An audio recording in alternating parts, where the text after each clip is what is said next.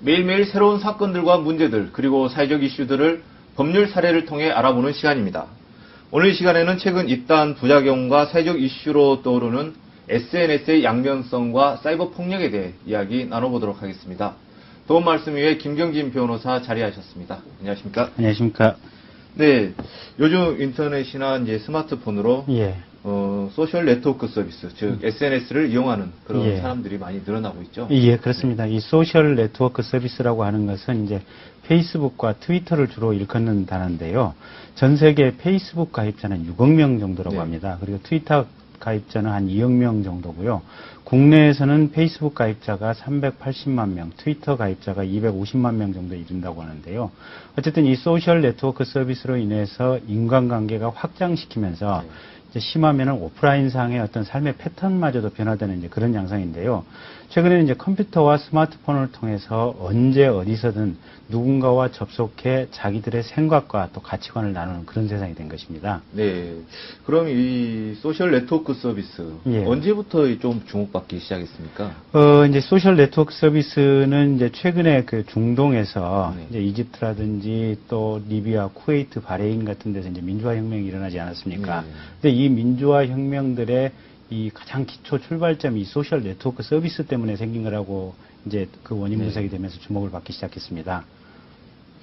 네, 물론 이제 이런 서비스들이 여러 가지 이제 장점들이 있겠지만, 네, 얼마 전 이제 뭐 방송사 아나운서가 이제 좀 스스로 목숨을 끊는 그런 좀 부작용이 발생하기도 했습니다. 또 거기에 대한 우려도 많이 나오고 있는데 어떻습니까? 그렇습니다. 이제 최근에 얼마 전 이제 한 여성 아나운서가 이 소셜 네트워크 서비스로 인해서 이제 자살하는 사건이 있었는데요. 이 아나운서가 트위터에 글을 하나 올렸습니다. 이제 본인의 신상에 관한 글을 올렸는데 이 글이 이제 여러 군데 리트윗을 통해서 퍼지면서 그 내용이 이제 확대, 과대 포장, 재생산이 된 것입니다. 급기야는 이 글에 대해서 이제 통제가 불가능할 정도로 이제 조금 헛소문이 부과돼서 이제 밖으로 많이 퍼졌는데요. 그러다 보니까 이 상황을 견디지 못한 이 여자 아나운서가 스스로 목숨을 끊었습니다.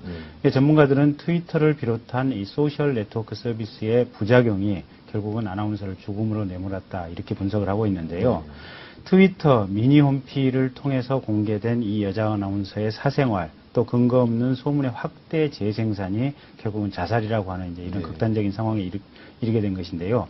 인터넷 공간의 자유로운 의사소통을 막을 수는 없지만 이 인터넷의 익명성에 편승해서 죽음에까지 이르도록 만든 이 인터넷상의 언어 폭력은 소셜 네트워크 서비스의 큰 어떤 비극이고 부작용이다 이렇게 볼 수 있겠습니다. 네, 방금 이제 말씀하신 것처럼 요즘에는 이제 트위터나 이런 미니홈피 등에 올린 개인적인 내용들이 뭐 사회적 논란이나 또 가십으로 이렇게 확산되는 경우가 상당히 많습니다. 예, 그렇습니다. 어떻습니까? 예. 그 얼마 전에 이제 모 정당, 특정 정당의 정책자문위원이 대통령을 비난한 여배우에 대해서 조금 거친 이 단어를 사용해서 욕설을 했는데요. 이 욕설을 한 것이 발견이 되면서 트위터상에서 결국은 이제 엄청난 비난이 쏟아졌습니다. 그래서 정책자문위원을 사퇴하기도 했고요. 또 어떤 학생은 트위터상에 이제 자기 대학의 지도교수가 이러이러한 점이 마음에 안 든다라는 취지의 글을 올렸습니다. 근데 그 글이 해당 지도교수 귀에 들어가면서 지도교수에게 불려가서 이제 따끔한 질책을 들었다고 하는데요. 어쨌든 트위터 또 페이스북은 항상 누군가 지켜보고 있다. 공적으로 노출돼 있다. 이 점을 잊어서는 안 될 것 같습니다. 네. 그러니까 이제 그런 사용자들도 이제 더 이상 이런 트위터나 뭐 페이스북 이런 SNS 서비스가 뭐 개인적인 공간이 좀 아니라는 것을 좀 인식을 해야 할 텐데요. 예, 그렇습니다.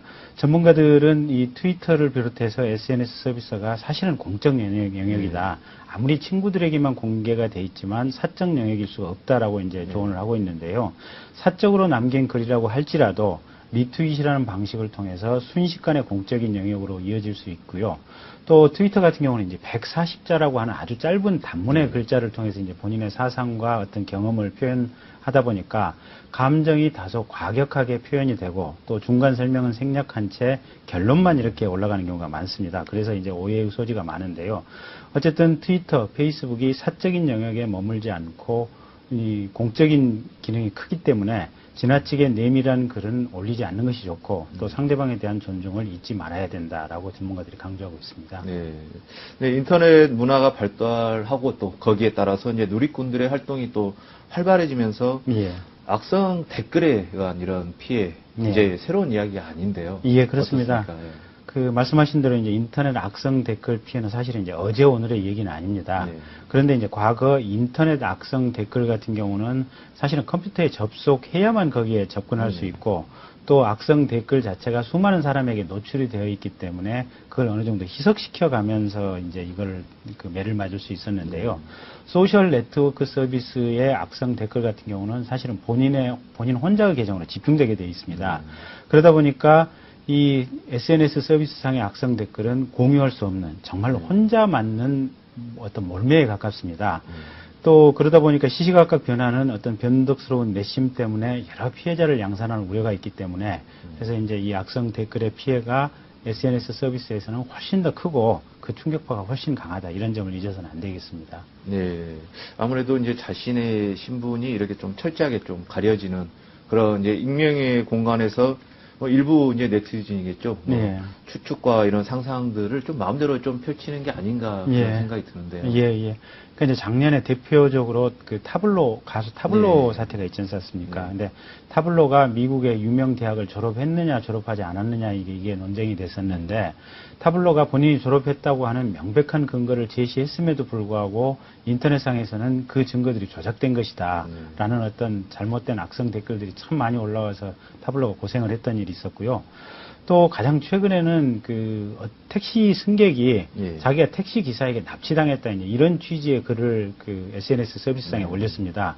그러면서 이 택시에 이제 차 넘버 번호를 써서 올렸는데요. 택시 기사 입장에서는 그 승객하고 좀 구두 말로 언쟁이 있었을 뿐이지 네. 납치한 것은 아니다. 이제 이렇게 해명을 했는데 어쨌든 그 승객의 글이 올라가자마자 이 택시 기사에 대한 어떤 신상 정보를 여러 사람이 퍼날랐고 이 택시 기사에 대한 비난의 내용이 엄청나게 이 SNS 서비스상에 올라왔습니다. 또 유명인의 경우에는 좀 더 그 피해가 심각한데요. 네. 최진실이라든지 네. 윤희, 정다빈 이런 사람들이 유명을 달리한 연예인들 같은 경우 생전에 각종 악성 루머 또 악플에 시달리다가 결국은 이제 자살의 길을 선택했었습니다. 이처럼 그 개개인이 만들어내는 아주 작은 루머가 사실은 눈덩이처럼 커져서 누군가의 심장을 겨누는 이제 그런 결과를 낳기 때문에 정말로 조심을 해야 되고요. 그 서울대 심리학과 교수의 말을 빌어보면 온라인상의 악성 댓글로 받는 충격은 오프라인 상황보다 훨씬 심하다. 그래서 인터넷상에서는 익명성이 보장되기 때문에 상대방과 얼굴을 맞댔을 때보다 훨씬 더 과격한 표현이 나오기 때문에 온라인상의 악성 댓글을 좀 자제하도록 우리가 좀 유도를 해야 되고 그런 훈련을 쌓아야 된다라고 얘기를 하고 있습니다. 네. 뭐 결과적으로 이런 악성 댓글은 뭐 결국 비극을 낳게 마련인데요. 예. 뭐 이에 대한 방지책은 좀 없을까요? 이제 이번 아나운서 자살 사건만 봐도 결국은 이제 유명인의 프라이버시에 대해서 잘못된 관심을 갖는 거, 또 그 악성 댓글이 개인의 삶이나 운명에 얼마나 큰 영향을 미치는 걸 이제 뼈저리게 볼 수가 있는데요.